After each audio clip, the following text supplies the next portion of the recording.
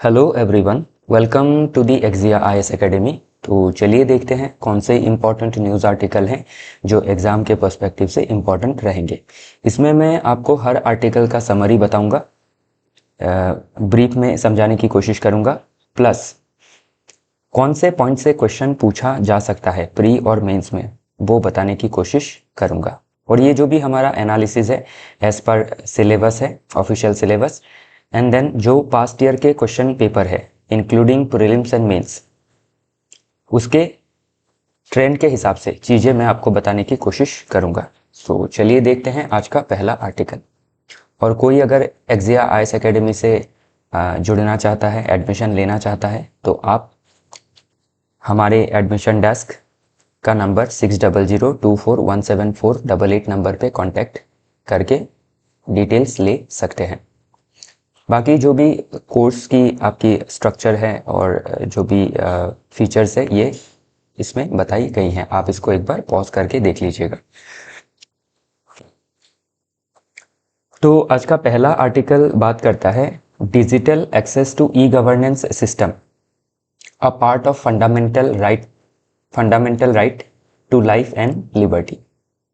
तो इसमें ये हाल ही में आपका ऑनरेबल सुप्रीम कोर्ट ने जजमेंट दिया है कि जो digital access to e governance है, ई गवर्नेंस मतलब गवर्नेंस में आपका आईसीटी का इस्तेमाल करना, इंफॉर्मेशन एंड कम्युनिकेशन टेक्नोलॉजी का। तो जो ई गवर्नेंस सिस्टम है, अभी देश के हर नागरिक को उसका एक्सेस होना ज़रूरी है। अगर उसका एक्सेस नहीं होता है तो वो कॉम्प्रोमाइज करता है फंडामेंटल राइट को। और फंडामेंटल राइट का भी कौन सा राइट को? Specially article 21 right to life and personal liberty को, लाइफ विथ डिग्निटी को। देन अगेन जो आपका आर्टिकल 14 है इक्वालिटी बिफोर लॉ, उसको भी वायलेट करता है अगर ई गवर्नेंस का एक्सेस सभी पॉपुलेशन को इक्वली नहीं मिला तो। फिर देन हमारा आर्टिकल पार्ट 3 का जो आर्टिकल 15 है जो कहता है नॉन डिस्क्रिमिनेशन के बारे में। तो गवर्नमेंट की जो आपकी सहूलियत है, जो वेलफेयर स्कीम है या फिर जो पॉलिसीज है, उसको हर तबके के पास पहुंचना ज़रूरी है। ऐसा नहीं होना चाहिए कि कोई आपके जो पिछड़े वर्ग है या फिर जो रूरल पॉपुलेशन है वो छूट जाए। तो अभी इसमें ध्यान रखिएगा कि आपका ये जो मुद्दा है इसको आपका ई गवर्नेंस को लिंक किया गया है with people's fundamental right and that to with right to life and liberty. तो अभी इसमें इशू क्या है? ऑनरेबल सुप्रीम कोर्ट ने ये चीजें क्यों कही? बिकॉज हमारे देश में जो आप एक रूरल अर्बन डिवाइड देख सकते हैं, specially in digital connectivity, specially in digital literature. तो इसमें अभी अगर आपके गांव में इंटरनेट कनेक्टिविटी नहीं होगी, नेटवर्क नहीं होगा, तो जो आज के समय पे आप देख रहे हैं कि जो भी सर्विसेज है वो हमें आपके जो जैम ट्रिनिटी है, जन धन आधार मोबाइल, उसके ज़रिए प्राप्त होती है।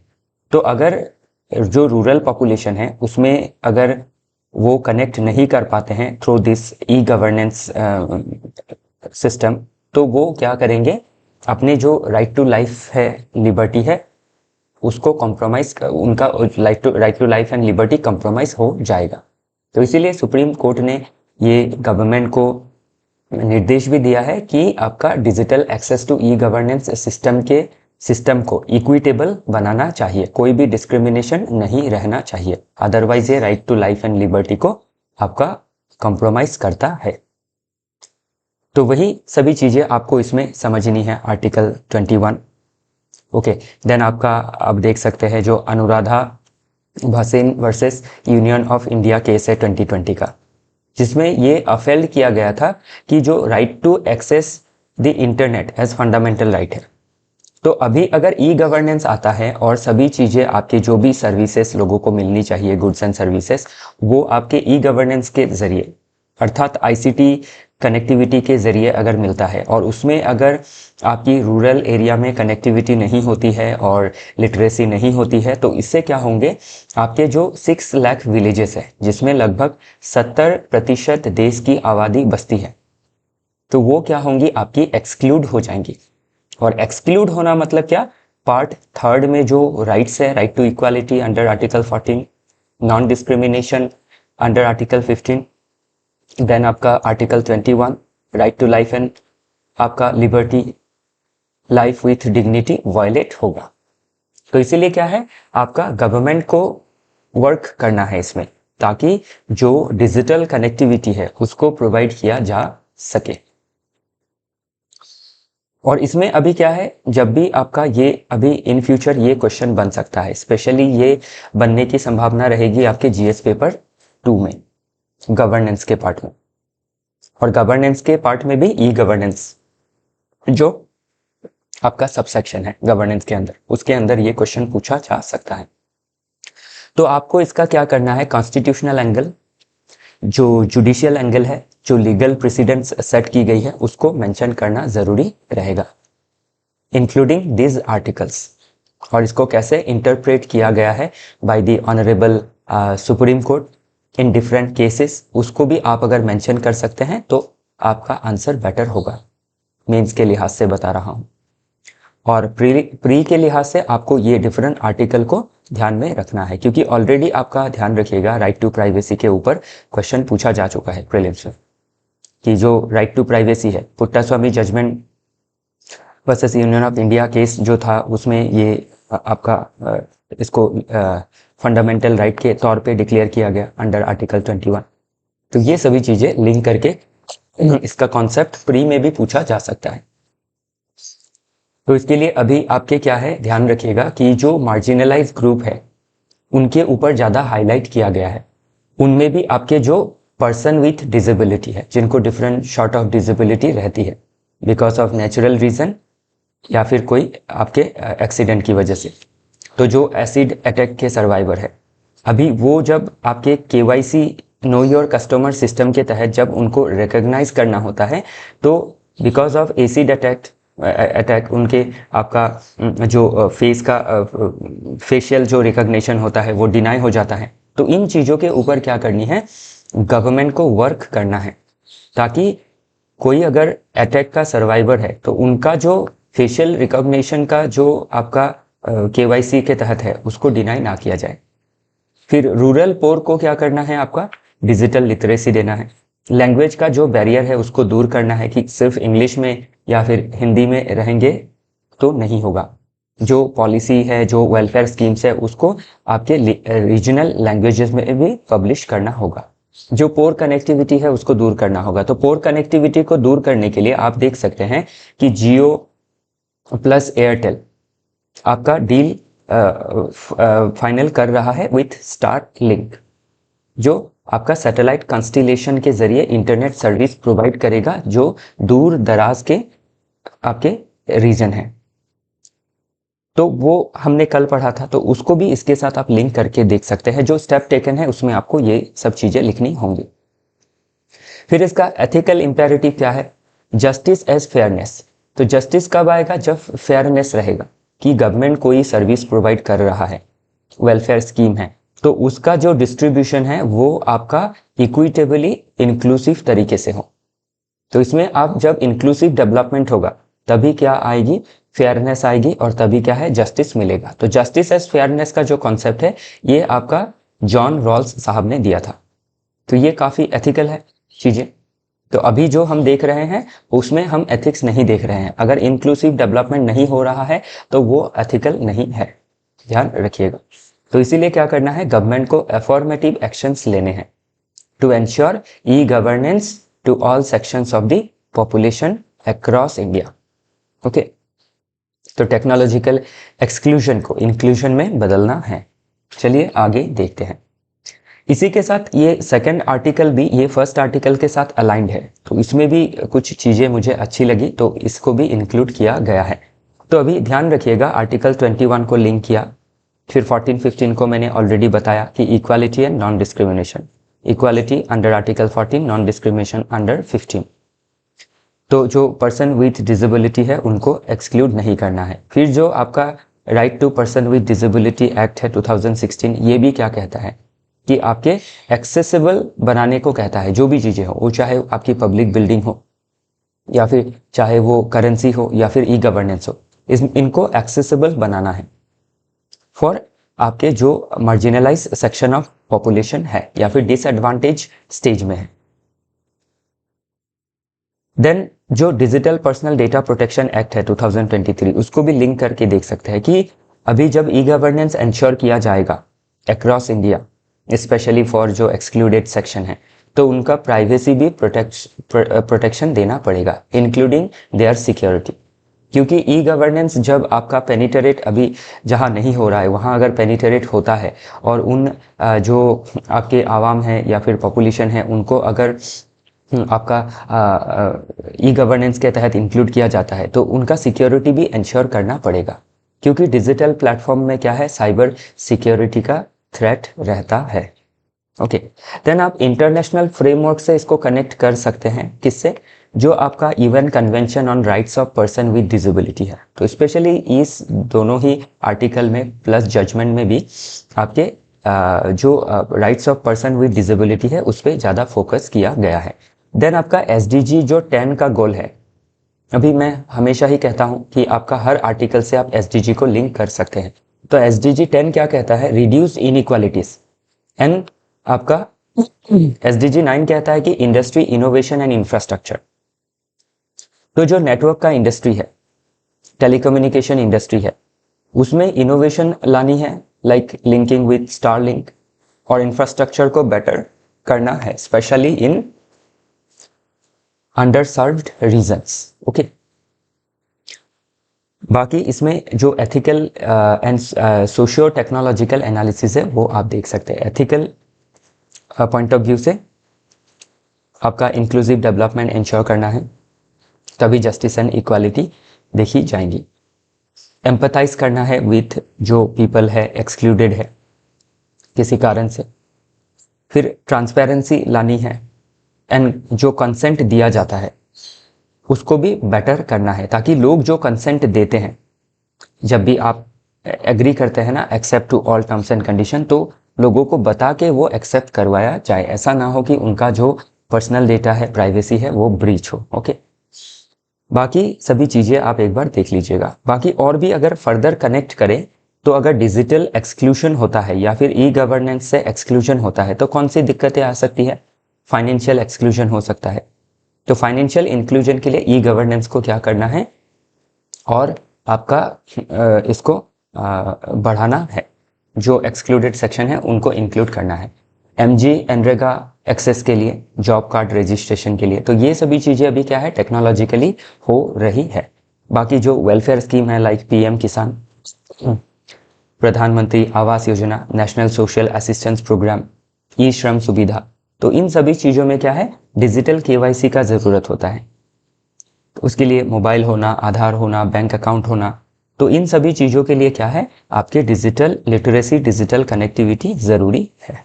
ओके, चलिए आगे देखते हैं। बाकी ये जो भी आपके रिकमेंडेशंस है वो देखिएगा ध्यान से, कि जो नेशनल डिजिटल एक्सेसिबिलिटी मिशन है ना, उसको और आपका एक्सेसिबल बनाना पड़ेगा, जो आपके जिनके लिए एक्सेसिबल नहीं है। फिर एक्सेसिबल इंडिया जो कैंपेन था उसको फर्दर एनहांस करना होगा, डिजिटल इंडिया मिशन 2 लेना होगा। तो ये सभी चीज़ें आप क्या है सुझाव में लिख सकते हैं, वे फॉरवर्ड में लिख सकते हैं। नेक्स्ट आर्टिकल बात करता है कैबिनेट क्लियर्स कास्ट इनेमुरेशन इन सेंसस। तो अभी ध्यान दीजिएगा कि इंडिपेंडेंस के पहले ही आपका 1931 तक ही सिर्फ कास्ट इनेमुरेशन हुआ करता था ऑफिशियली। उसके बाद जो कास्ट इनेमुरेशन है, कास्ट इनेमुरेशन मीन्स क्या होता है कि जो हमारा सेंसस होता है, तो पहला सेंसस हुआ था आपके जब गवर्नर जनरल थे मायो 1872 में। उसके बाद आपका 1881 से सेंसस को रेगुलर किया जाने लगा और 2011 तक सेंसस रेगुलर ही रहा। 21 में कोरोना की वजह से सेंसस नहीं हुआ, डिफर कर दिया गया। तो अभी पॉपुलेशन सेंसस करना है।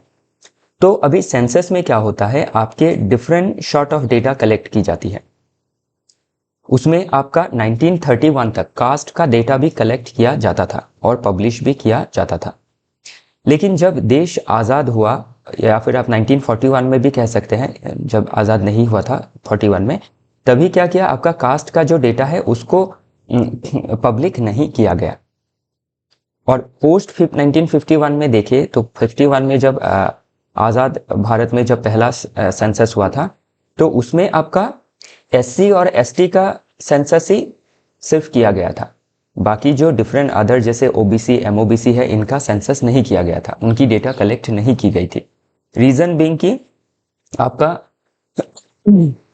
जो ऐसे डेटाज होते हैं वो सेंसिटिव होते हैं और आपका क्या है, फर्दर सोसाइटी को डिवाइड करते हैं। तो इसीलिए बेटर है कि आपके जो एक्सट्रीमली मार्जिनलाइज सेक्शन है हिस्टोरिकली, एससी और एसटी, उन्हीं का डेटा कलेक्ट किया जाए और उन्हीं के ऊपर आपका डिफरेंट पॉलिसी लिया जाए। ओके, टू आपका इरेडिकेट द मार्जिनलाइजेशन। लेकिन आपके क्या हुआ, बाद में 1951 के बाद से बहुत समय पे डिफरेंट पॉलिटिकल पार्टी ने, स्पेशली जो आपके ओबीसी कम्युनिटी या फिर डिफरेंट अदर कम्युनिटी से आती है, उन्होंने ये डिमांड किया कि आपका कास्ट सेंसस होना ज़रूरी है। क्यों? ताकि ये पता लगाया जा सके कि एससी एसटी के अलावा और कितने ऐसे कास्ट या क्लास हैं जो पिछड़े हुए हैं, ताकि आपका देश में क्या किया जा सके, इक्विटेबल डेवलपमेंट को एंश्योर किया जा सके। तो अभी इक्विटेबल डेवलपमेंट एंश्योर करने के लिए, सोशल जस्टिस, इंक्लूसिव डेवलप, इन सभी को एंश्योर करने के लिए पहला बात तो ये जानना ज़रूरी है कि कौन से जो वर्ग के लोग हैं वो पिछड़े हुए हैं। डेटा तो होना पड़ेगा, तभी क्या है, एफर्मेटिव एक्शंस ली जा सकती है बाय द गवर्नमेंट, पॉलिसी बनाई जा सकती है, वेलफेयर मेजर्स लिया जा सकता है। तो इसीलिए क्या है, आपके 1951 से ही, उसके बाद से ही डिमांड था, लेकिन इसको नहीं किया गया था क्योंकि फर्दर पॉलिटिसाइजेशन हो सकता है, फर्दर सोसाइटी डिवाइड हो सकती है, तो इसीलिए नहीं किया गया। लेकिन अभी जो आपकी कल कैबिनेट का बैठक हुआ, उसके बाद ये आपका डिसाइड किया गया है कि कास्ट का इनैमोरेशन किया जाएगा इन सेंसस, जो नेक्स्ट सेंसस होगा। कब तक होगा ये पता चलेगा धीरे धीरे जब भी नेक्स्ट न्यूज़ आता है। तो तब क्या है, आपका एससी एसटी के अलावा भी ओबीसी कास्ट का भी आपका या फिर उसके अंदर जो सब कास्ट है, उनको, उनका भी डेटा कलेक्ट किया जाएगा, ताकि पता लगाया जा सके कि अक्रॉस इंडिया कौन से रीजन में कितने कास्ट है और कौन से एजुकेशन में हो, इकोनॉमी में हो या फिर गवर्नमेंट जॉब में हो, किधर पिछड़े हुए हैं। जिधर पिछड़े हुए हैं उधर उनका एफर्मेटिव एक्शन लिया जाएगा और उनको इक्विटेबल डेवलपमेंट, इंक्लूसिव डेवलपमेंट उनका इंश्योर किया जाएगा। ध्यान रखिएगा। चलिए आगे देखते हैं। तो इसमें ध्यान रखिएगा, 2011 में सोशियो इकोनॉमिक कास्ट सेंसस किया गया था, लेकिन इसका जो डेटा है वो पब्लिक नहीं किया गया।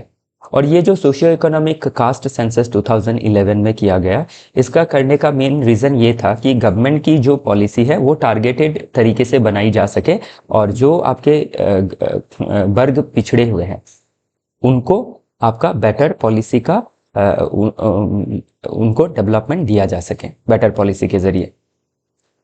लेकिन इसका आप ध्यान रखिएगा कि इसको पब्लिक नहीं किया गया, क्योंकि ऐसे डेटा क्या है, थोड़ी सेंसिटिव होती है, पॉलिटिसाइजेशन हो सकता है, देश फर्दर डिवाइड हो सकता है, इवन वायलेंस जैसे किस्से भी आप देख सकते हैं।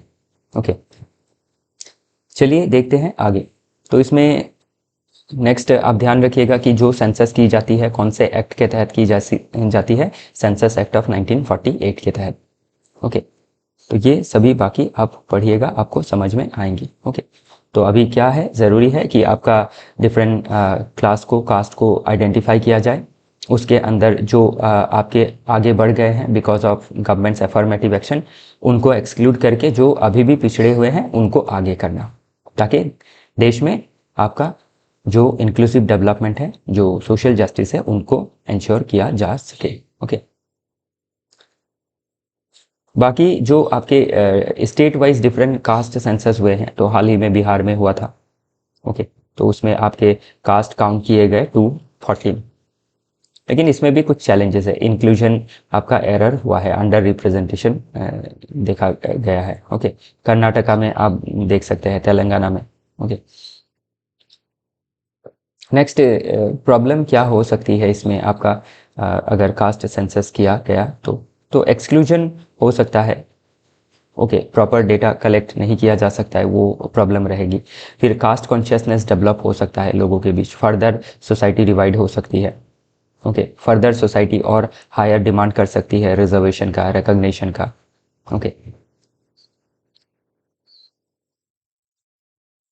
ठीक है, चलिए आगे देखते हैं। नेक्स्ट आर्टिकल बात करता है, तो ध्यान रखिएगा ये जो है मेंस के लिहाज से इंपॉर्टेंट रहेगा कि why caste census is necessary. Okay, और how caste census will ensure socio economic justice, ऐसे कुछ क्वेश्चन पूछा जा सकता है। Critically analyse. ओके, तो इसका पॉजिटिव नेगेटिव दोनों आपको लिखना होगा, ध्यान रखिएगा। और बाकी प्रीलिम्स के लिहाज से जो आपके एक्ट है, जैसे आपके लास्ट कास्ट सेंसस कब हुआ था। ओके, फिर सोशियो इकोनॉमिक कास्ट सेंसस का डेटा आपका सिक्योर्ड है या अनसिक्योर्ड है। ओके, पब्लिकली अवेलेबल है या अनअवेलेबल है, तो ये सभी चीज़ें पूछी जा सकती है। फिर जो सेंसस है किसके कौन से एक्ट के तहत किया जाता है, कौन सी मिनिस्ट्री के तहत किया जाता है, मिनिस्ट्री ऑफ होम अफेयर्स, इसको ध्यान रखिएगा। और इस बार जो सेंसस होगा वो फुल्ली डिजिटली होगा। ओके, नेक्स्ट आर्टिकल बात करता है India's shame, the trap of bonded labour. तो आज मई 1 है, तो आज आपका इंटरनेशनल लेबर डे मनाया जाता है to honour the dignity of work and workers right. लेकिन अभी क्या है, इंडिया में बॉन्डेड लेबर का जो प्रॉब्लम है अभी भी परसिस्टेंट है। अभी भी करोड़ों जो आपके वर्कर्स हैं वो बॉन्डेड लेबर के तहत काम कर रहे हैं। तो बॉन्डेड लेबर ऐसा एक लेबर कंडीशन है जिसमें लेबर को उनके आपके विल के अगेंस्ट काम करवाया जाता है, बंधुआ मजदूर जिसको कहते हैं। तो उनका डिग्निटी कॉम्प्रोमाइज़ होता है, उनको लो पे दिया जाता है, उनको बुरे से बुरे कंडीशन में रखा जाता है। तो इसीलिए ये आर्टिकल आज डिस्कशन में आया है। तो अभी अगर इसमें देखें तो ध्यान रखिएगा कि आपके इंडिया में लगभग आज के समय पे 1.84 करोड़ बॉन्डेड लेबर है। और बॉन्डेड लेबर हमारे देश में लीगलाइज नहीं है, ये इलीगल है। एक तो आपके जो आर्टिकल 23 है, 23 और 24 जो राइट अगेंस्ट एक्सप्लॉयटेशन के बारे में बात करता है, उसमें जो 23 है स्पेशली वो बॉन्डेड लेबर के अगेंस्ट बात करता है। और आपका बॉन्डेड लेबर एबोलिशन एक्ट भी पास किया गया है ताकि बॉन्डेड लेबर अगर कोई प्रैक्टिस करता है, किसी को बॉन्डेड लेबर के हिसाब से रखता है, तो उनके ऊपर पिनल एक्शन लिया जाएगा। तो अभी ध्यान रखिएगा कि बॉन्डेड लेबर कितने हैं संख्या में, ये आपका ज़रूरी है। ओके, तो ये सभी चीज़ें एग्ज़ाम में पूछी जा सकती है। ये देखिए आप, bonded labour system abolition act passed under article 23 of the constitution. तो ये शॉर्ट ऑफ एक्सप्लॉयटेशन है, तो इसीलिए क्या करना है, लेबर वेलफेयर के लिए, वर्कर की डिग्निटी के लिए इसको कंप्लीटली ख़त्म करना ज़रूरी है। बाकी लॉ तो है, फिर आपका कॉन्स्टिट्यूशनल प्रोविजन भी है, बाकी गवर्नमेंट को और स्ट्रिक्टली इन सभी चीज़ों को इम्प्लीमेंट करना होगा। उस लिहाज से ये आर्टिकल ज़रूरी रहेगा। और अगर ह्यूमन राइट्स के पर्सपेक्टिव से आप देखें तो आर्टिकल 23 प्रोहिबिट करता है फोर्स्ड एंड बॉन्डेड लेबर का। तो बॉन्डेड लेबर क्या है, एक तरह का फोर्स्ड लेबर ही है। ओके, देन आपका जो यूडीएचआर है, universal declaration of human rights, तो वो प्रोहिबिट करता है all short of slavery and servitude. तो अभी बॉन्डेड लेबर को आप शॉर्ट ऑफ क्या है, स्लेवरी भी डिक्लेयर कर सकते हैं। सस्टेनेबल डेवलपमेंट गोल 8.7 भी बात करता है about ending forced labour by 2030। फिर आपका एसडीजी 8 जो है, इसका टारगेट है specially 8.7 eradication of forced and child labour. Child labour का जो आर्टिकल है इंडिया के कॉन्स्टिट्यूशन पार्ट 3 में आर्टिकल 24 में है। ओके, तो ये सभी चीज़ें आप ध्यान रखिएगा। ओके, बाकी क्या है, हमारे इकोनॉमी में देखा जाए तो बहुत ज़्यादा इन्फॉर्मलाइजेशन है। लोग काम ढूंढने के लिए एक जगह से दूसरी जगह माइग्रेट करते हैं। फिर क्लाइमेट का डिस्ट्रेस भी देखा गया है। और जो लेबर है वो क्या है, आपके वॉइसलेस है। वॉइसलेस मतलब उनको अंदाज़ा ही नहीं रहता है कि वो आपके बंधुआ हो गए हैं और उनका एक्सप्लॉयटेशन हो रहा है, जो काफ़ी इनह्यूमन है। ओके, चलिए आगे देखते हैं। तो इसमें और आपका ये तो ऑलरेडी बताया है, ये भी बता दिया है। ओके, इवन आपके सुप्रीम कोर्ट का जजमेंट भी है, उन्होंने भी बार बार ये कही है कि आपका जो अंडर पेमेंट ऑफ वेजेस है वो भी एक तरह का फोर्स्ड लेबर ही है। तो ध्यान रखिएगा कि कोई जो एक वर्कर है अपने इच्छा से ही काम कर रहा है, उसको जबरदस्ती काम नहीं करवाया जा रहा है, लेकिन उसको अंडर पेमेंट दिया जा रहा है। जैसे अगर दिन का 5,000 500 रुपये अगर मजदूरी है तो उनको 200-250 रुपये ही दिए जा रहे हैं। तो ये भी एक शॉर्ट ऑफ क्या है, बॉन्डेड लेबर ही है। और ध्यान रखिएगा ये तो आपका जो लीगली जो बॉन्डेड लेबर का कॉन्सेप्ट है 1.84 करोड़ है। बाकी हमारे देश में जो वर्कर है, जो वर्क फोर्स है, उसका लगभग 80 to 90% अंडर पेड है, जिनको प्रॉपर सैलरी, प्रॉपर वेजेस नहीं दिया जाता है। तो ये भी अभी आपका जो अंडर पेमेंट ऑफ वेजेस है, ये भी शॉर्ट ऑफ क्या है, आपका फोर्स लेबर या बॉन्डेड लेबर है। अभी जो इंसान कम सैलरी में काम कर रहा है क्योंकि वो मजबूर है, उसके पास कोई ऑप्शन नहीं है, तो इसलिए जो कंपनी है या फिर जो एम्प्लॉयर है वो भी उसको क्या कर रहा है, एक्सप्लॉइट कर रहा है, उसका सिचुएशन को एक्सप्लॉइट कर रहा है। तो बॉन्डेड लेबर है क्या, एक्सप्लॉइटेशन है। तो इसमें अगर लेबर खुद से भी जा रहा है लेकिन वो मजबूरी में जा रहा है और उसका मजबूरी का फायदा उठाया जा रहा है, ये है आपका soft short of bonded labour, soft bonded labour. Okay, will के अगेंस्ट काम नहीं करवा रहा है, उसके विल के हिसाब से ही काम कर रहा है, खुद ही उसने काम ढूंढ के गया तो काम दिया उसको, लेकिन उसको अंडर पेड किया जा रहा है। तो वो भी शॉर्ट ऑफ बॉन्डेड लेबर है as per honourable supreme court's judgment. Okay, और जजमेंट ये रहा आपका people's union for democratic rights versus union of India 1982। चलिए आगे देखते हैं। ओके, नेक्स्ट आर्टिकल आपके जीएस पेपर 1 हिस्ट्री के लिहाज से इंपॉर्टेंट रहेगा। तो बाकी ये जो आर्टिकल है अभी जो समझाया, इसमें आपको क्या ध्यान देना है, बॉन्डेड लेबर के ऊपर, इनफॉर्मलाइजेशन ऑफ लेबर के ऊपर क्वेश्चन पूछा जा सकता है। ओके, चलिए देखते हैं आगे। और बाकी ये ध्यान रखिएगा, आप जो भी लॉ है और जो भी आपके आर्टिकल है 23, 24, ये पूछा जा सकता है प्रीलिम्स में। और मेंस में आपको जब बॉन्डेड लेबर के बारे में पूछा जाएगा या फिर इनफॉर्मलाइजेशन ऑफ लेबर क्या बॉन्डेड लेबर है, तो वो भी चीज़ें आप मेंशन कर सकते हैं। अगर अंडर पेड है तो ये बॉन्डेड लेबर है as per supreme court judgment. Next article important रहेगा आपके फिलोसॉफी के पॉइंट ऑफ व्यू से, जो एथिक्स में पूछा जाता है, फिलोसॉफिकल बातें पूछी जाती है। और जीएस पेपर 1 जो एंशियंट इंडियन हिस्ट्री में हम बुद्धिज्म के सर्च के बारे में पढ़ते हैं, बुद्धिज्म जो फिलोसॉफी के बारे में पढ़ते हैं, तो ये इंपॉर्टेंट रहेगा from GS paper 1 and then GS paper 4। तो अभी जो बुद्ध देव जी थे उनको रेबल चाइल्ड ऑफ हिंदुइज्म कहा जाता है, क्योंकि जो बुद्ध देव जी थे वो आपके हिंदू जो फेथ में थे उसी में जन्म लिए थे, और हिंदू फेथ से ही उनका डेथ हुआ था। उन्होंने कोई नई रिलीजन की स्थापना नहीं की थी, उन्होंने बस फिलोसॉफी दिया था। ओके, वो आप पढ़ते हैं ना कि बोध गया में उन्होंने under a people tree enlightenment हासिल की। तो उन्होंने जो एनलाइटनमेंट हासिल की उसके बाद उन्होंने कहा कि आपके जो ब्राह्मणिकल ट्रेडिशन है, ध्यान रखिएगा, बुद्ध देव जी ने आपके हिंदू रिलीजन को क्रिटिसाइज नहीं किया। हिंदू रिलीजन को जो इंटरप्रेट करते थे, जो ब्राह्मणिकल ऑर्थोडॉक्सी थी, उसके अगेंस्ट उन्होंने क्या किया, आपका एक नया फिलोसॉफी को स्टार्ट किया। और इवन उन्होंने जो ब्राह्मणिकल ऑर्थोडॉक्सी है उसको क्रिटिसाइज भी नहीं किया। उन्होंने कोई भी मेटाफिजिकल क्वेश्चन को ही अवॉइड किया कि आपका आध्यात्मिकता क्या है या फिर आत्मा क्या है, उन सभी चीज़ों में उन्होंने इतना ध्यान नहीं दिया। उनका फिलॉसफी बस यही था कि सोसाइटी में आपका जो टेंशन है, जो प्रॉब्लम है, ओके, आप देख सकते हैं उस समय पे जो ब्राह्मणिकल ऑर्थोडॉक्सी था, जो आपके बहुत एक्सपेंसिव रिचुअल्स थे, ओके, जिसके वजह से आपका क्या है, large sections of population exclude हो जाते थे। तो उसके लिए क्या है, उन्होंने एक नई फिलॉसफी दी। और लाइफ में उन्होंने पहला क्या ऑब्जर्व किया था, आपको 4 आर्य सत्य के बारे में मैं बताऊंगा। तो उन्होंने कहा था कि आपके 4 आर्य सत्य है कि दुख इंसान के जीवन में रहेगा ही, पैदा होते ही हमारा पैदा होना भी क्या है, बर्थ में भी दुख रहता है। हम जब आपके जीवन में चलते रहते हैं तो भी उसमें दुख रहता है, डेथ में भी पेन है, बुढ़ापे में भी पेन है। तो हर स्टेज में हमें क्या है, पेन है, दुख है ही। मतलब दुख क्या है, यूनिवर्सल ट्रूथ की तरह है।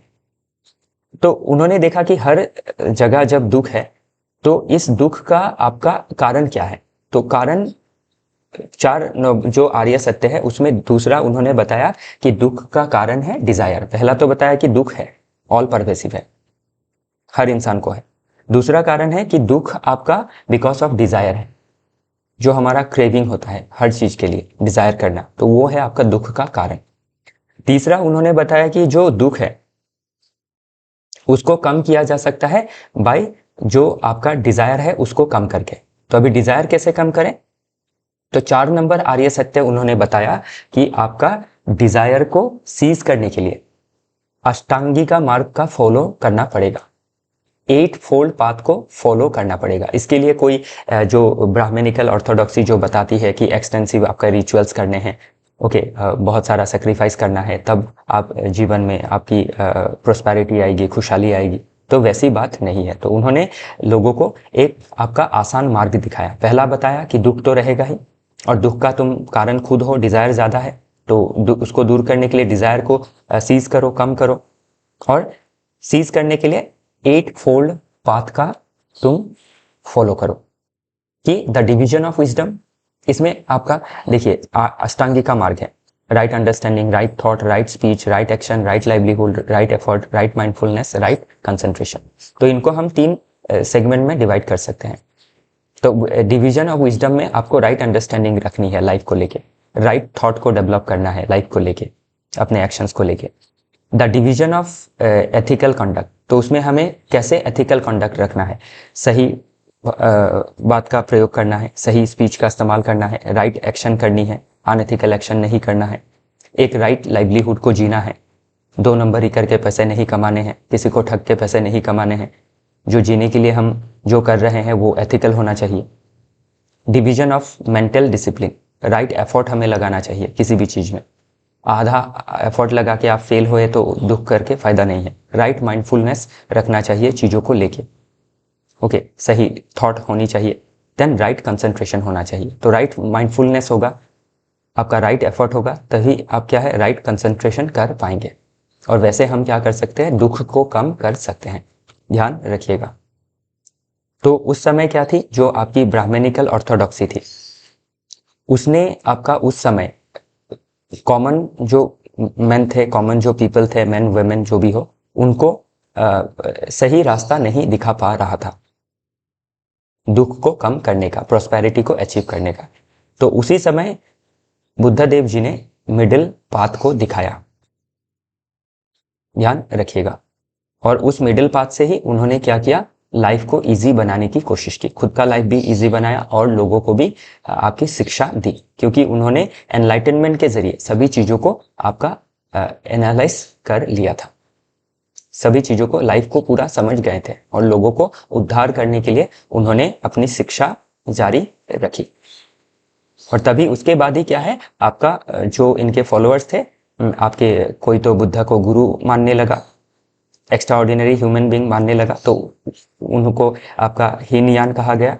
और जो आपके बुद्ध देव को भगवान मानने लगे, उनको महायान कहा गया। ये सभी चीजें एग्जाम में प्रीलिम्स के लिहाज से, मेंस के लिहाज से इंपॉर्टेंट रहेगा, ओके। तो इसमें आप ध्यान रखिएगा कि सोसाइटी में क्या किया, एक नए फिलोसॉफी का सर्च किया, जो कॉमन मैन्स का फिलोसॉफी रहा, कॉमन मैन जिसको इजीली समझ सके, ओके। बाकी ध्यान रखिएगा, जो हिंदू इज्म था उसके अगेंस्ट बुद्धदेव नहीं थे। तो बहुत लोग कहते हैं कि हिंदुइज्म के अगेंस्ट थे, हिंदुइज्म के अगेंस्ट नहीं थे। हिंदुइज्म कोई धर्म बुरा नहीं है, धर्म को जो इंटरप्रेट करते हैं, धर्म को जो आपके लोगों को समझाते हैं, वो समझाने वाले लोग गलत होते हैं। उन्होंने अगर गलत तरीके से समझाया तो लोग गलत ही समझेंगे, ओके। तो वही चीजें इसमें मेंशन की गई हैं, ध्यान रखिएगा, ओके। बाकी इसमें आप इसको GS paper 1 heritage and culture के पर्सपेक्टिव से समझ सकते हैं, पॉलिटी एंड गवर्नेंस के पर्सपेक्टिव से समझ सकते हैं। ओके, कि कैसे हम interplay of religion and social justice देख सकते हैं। ओके, तो सोशल जस्टिस हम रिलीजन के जरिए भी ला सकते हैं। तो बुद्धा देव ने जो भी बातें कही है वो सोसाइटी में जस्टिस, सोसाइटी में प्रोस्पेरिटी, पीस, इक्वालिटी लाने के लिए ही कही है। तो Buddha's relevance to secular ethical governance, तो बुद्धा देव जी ने जो भी चीजें कही धर्म के पर्सपेक्टिव से नहीं कहा कि इंसान जो है, जो जीते हुए वो अगर पीस प्रोस्पेरिटी नहीं पा सकता है तो वो मरने के बाद क्या पाएगा।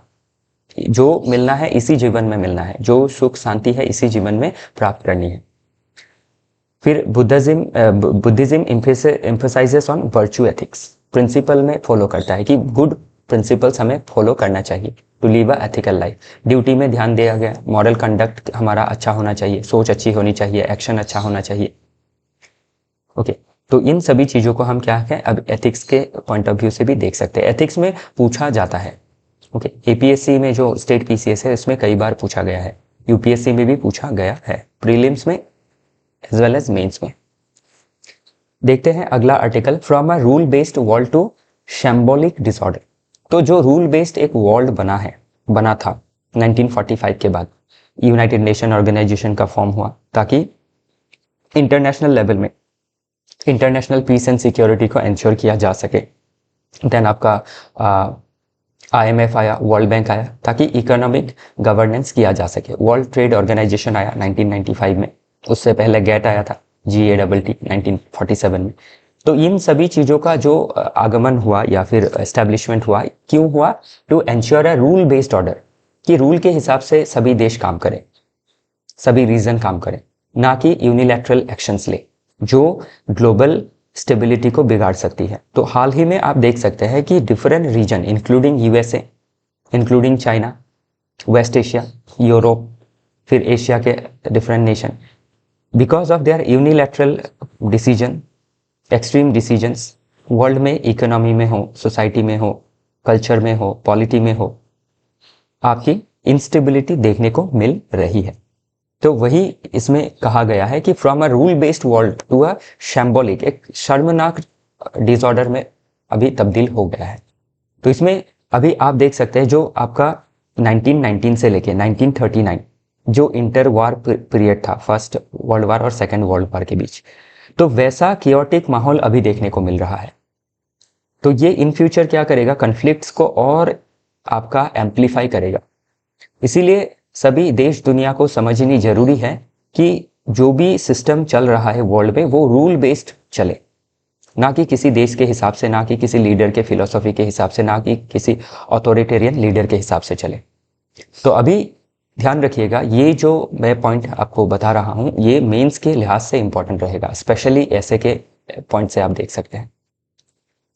देन आप एथिक्स के पॉइंट ऑफ व्यू से और जीएस पेपर 3 के पॉइंट ऑफ व्यू से देख सकते हैं। 3 में इकोनॉमी के पॉइंट ऑफ व्यू से और जीएस पेपर 2 में पॉलिटी आईआर के पर्सपेक्टिव से। ओके, तो क्वेश्चन बन सकता है। बाकी जो इंस्टीट्यूशन से कब फॉर्म हुई, कौन से मेंबर है, ये प्रीलिम्स के लिए इंपॉर्टेंट रहेगा। चलिए आगे देखते हैं। नेक्स्ट आर्टिकल बात करता है सीक्रेट थ्रेट्स। तो क्या सीक्रेट थ्रेट के बारे में बात कर रहा है कि जो स्टेट आपका क्या कर रहा है, स्टाइफल कर रहा है डेमोक्रेटिक डिसेंट को। अभी डिसेंट क्या होता है? गवर्नमेंट के ताल पे ताल ना मिलाना, गवर्नमेंट को क्रिटिसाइज करना, गवर्नमेंट की पॉलिसीज को क्रिटिसाइज करना, गवर्नमेंट का एक्शंस को क्रिटिसाइज करना। तो ये डेमोक्रेसी का क्या है, एक कार्डिनल प्रिंसिपल है कि राइट टू फ्री स्पीच के तहत जो पॉपुलेशन है, जो सिटीजनरी है, जो सिविल सोसाइटी है, वो गवर्नमेंट के पॉलिसी को क्रिटिसाइज करेगी, क्योंकि गवर्नमेंट को चुना ही गया है बाय पीपल। जब गवर्नमेंट क्रिटिसाइज को झेलेंगी, क्रिटिसाइज से इनपुट लेंगी, तभी क्या है, देश में बेटर पॉलिसी बनाया जा सकता है, पीपल के एस्पिरेशंस के हिसाब से पॉलिसी बनाई जा सकती है, और जो देश है, जो डेमोक्रेसी है, वो और आपका क्या होगा, इन्हांस्ड होगा और डेवलप होगा, सोसाइटी और आगे बढ़ेगी, डेमोक्रेसी और साउंड होगा। तो इसीलिए इसमें यही कहा गया है कि जो गवर्नमेंट है उनको जो डेमोक्रेटिक डिसेंट होता है उसको स्टाइफल नहीं करना है। It will kill the credentials of democracy. ये आपका एक थ्रेट पैदा करता है अगेंस्ट डेमोक्रेसी। तो इसमें जो हमारा आर्टिकल 19 है, sub clause 1A freedom of speech and expression. Article 21 right to life includes the right to privacy.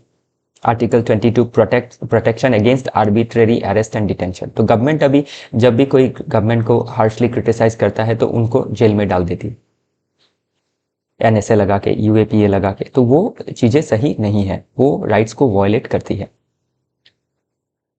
तो वही सभी चीजें इसमें मेंशन की गई है। और जो Anuradha Bhasin versus union of India case था जिसमें राइट टू इंटरनेट का के बारे में कहा गया था, उसी में ये भी कहा गया कि जो भी गवर्नमेंट करती है, अभी गवर्नमेंट किसी को NSA लगा देती है, किसी का प्रोपोर्शनलिटी टेस्ट करे कि कोई इंसान जो आपका अपना राइट इस्तेमाल कर रहा है, गवर्नमेंट के अगेंस्ट डिसेंट कर रहा है, तो क्या वो देश का सिक्योरिटी को वायलेट कर रहा है। अगर ज़्यादा प्रोपोर्शनलिटी टेस्ट में अगर देखा जाए कि सिक्योरिटी स्टेक में आ गई है तब अरेस्ट करता है तो अलग बात है, लेकिन कोई कुछ लिखे, कोई कुछ जाहिर करे तो भी अरेस्ट कर ले, तो वो क्या है, आपके आर्टिकल 21, आर्टिकल 19, आर्टिकल 22 और डेमोक्रेसी का प्रिंसिपल के खिलाफ है। तो ये सभी ध्यान रखिएगा, ये सभी चीजें पूछी जा सकती है। ओके, तो democracy, dissent and fundamental rights and judiciary and democratic credentials principles, ये लिंक करके एक क्वेश्चन बन सकता है GS पेपर 2 में, देन GS पेपर 4 में एथिक्स में, एंड देन SA में। Okay, next hit hard, hit smart. तो ये आर्टिकल बात कर रहा है, इसको लिखा गया है by renowned scholar Shashi Tharoor ji. Okay, तो ये आपके IR के फील्ड में बहुत बड़े दिग्गज हैं, आपके इंटरनल पॉलिसी में भी दिग्गज है, तो इनका जो भी लेख है वो इम्पोर्टेंट आपको इंसाइट देगा। तो इसमें अभी कहा गया है कि पाकिस्तान बेस्ड जो टेररिस्ट अटैक है, पाकिस्तान स्पॉन्सर्ड जो टेररिस्ट अटैक है अगेंस्ट इंडिया, तो उसके लिए हमें क्या करना है, उनको हिट हार्ड करना है लेकिन स्मार्टली हिट करना है। ऐसे आपका हमें कोई भी अटैक के बाद जो हमारा देश का अंदर का माहौल है उसको बिगड़ने नहीं देना है। इसमें स्पेशली कम्युनल हार्मोनी के बारे में भी बात किया गया है कि पाकिस्तान जो कर रहा है अगेंस्ट इंडिया उसका मुंह तोड़ जवाब तो देना ही है, लेकिन स्मार्टली देना है, ताकि हम अपना देश का अंदर का जो हार्मोनी है उसको ना बिगाड़े। क्योंकि पाकिस्तान हमें हमारे अगेंस्ट ऐसे जो षड्यंत्र है वो करता ही इस वजह से है ताकि हमारे देश का जो पीसफुल एनवायरनमेंट है, जो हार्मोनी है अमंग डिफरेंट कम्युनिटीज, उसको ब्रेक किया जा सके। और हमारा जो आपका अभी तक का अचीवमेंट है इन इकोनॉमी, इन आपका इन सोशल हार्मोनी, उसको ब्रेक किया जा सके। तो इसीलिए क्या है, इसमें हमें हिट हार्ड करना है बट स्मार्टली हिट करना है। ओके, ताकि हमारा कोई कोलैटरल डैमेज ना हो, वो चाहे आपके सिक्योरिटी एस्पेक्ट से हो या फिर सोशल एस्पेक्ट से हो या फिर कल्चरल एस्पेक्ट से हो, ध्यान रखिएगा। तो अभी पाकिस्तान का तो ये हमेशा रवैया रहता है या फिर एम ही रहता है कि हमारा उनका जो देश में इंटरनल फेलियर्स है उसका अटेंशन को हटा के डाइवर्ट करके कहीं और चैनलाइज कर दिया जाए, इंडिया के इमेज को बिगाड़ा जाए कि इंडिया क्या है, इंडिया में कम्युनल वायलेंस होते रहते हैं अगेंस्ट माइनॉरिटीज, ऐसे कुछ इमेज फैलाना। इसीलिए क्या करना है, देश के सभी पीपल को भी ये सभी बातें समझनी जरूरी है ताकि आपका कम्युनल डिस्कॉर्ड को डिस्कॉर्ड किया जा सके, देश के अंदर पोलराइज किया जा सके इंडियन सोसाइटी को, तो उसको नहीं होने देना है। हिट हार्ड करना है, स्मार्टली हिट करना है। अगेन, और क्या है ऑब्जेक्टिव पाकिस्तान का, ताकि कश्मीर को डिस्टेबलाइज किया जा सके। तो हमें जो हमारा नॉर्मलसी आया है उसको डीरेल नहीं होने देना है। टूरिज्म का जो सर्ज देखा गया है जम्मू कश्मीर रीजन में, उसको और आगे बढ़ाना है और सिक्योरिटी देनी है, लोकल इकोनॉमी को और बूस्ट करवाना है। ओके, ताकि हम देश के अंदर, हमारा देश economically, security wise, communal harmony wise strong रहे और पाकिस्तान को भी हम मुंह तोड़ जवाब दें। तो ये सभी चीजें इसमें ओवरऑल लिखी गई है, एक बार देखिएगा। नेक्स्ट है एक्स रॉ chief appointed head of reconstituted national security adviser board. तो जो नेशनल सिक्योरिटी एडवाइजर बोर्ड है, इसको 1990s के समय ही 1998 में फॉर्म किया गया था। उसके बाद ये थोड़ा डिफंक्ट हो गया था, बट हाल ही में इसको फिर से रिवाइव किया गया है और जो आपके एक्स रॉ के चीफ थे उनको अपॉइंट किया गया है as head of the reconstituted national security advisory board. तो ये क्या करेगा, एक 16 मेंबर बोर्ड है।